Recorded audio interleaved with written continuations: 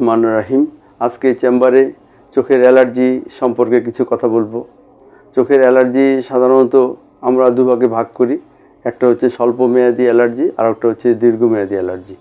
স্বল্পমেয়াদী অ্যালার্জি সেটা 1-2 সপ্তাহ ওষুধ ব্যবহার করলেই ভালো হয়ে যায়, এটা নিয়ে এত দুশ্চিন্তার কোনো কারণ নেই।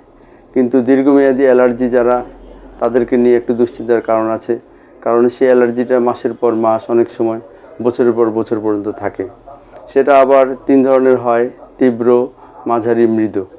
তীব্রতে আমরা স্টেরয়েড জাতীয় ওষুধ ব্যবহার করি, আর মাঝারি বা মৃদু এতে আমরা অ্যান্টিহিস্টামিন জাতীয় ড্রপ ব্যবহার করি।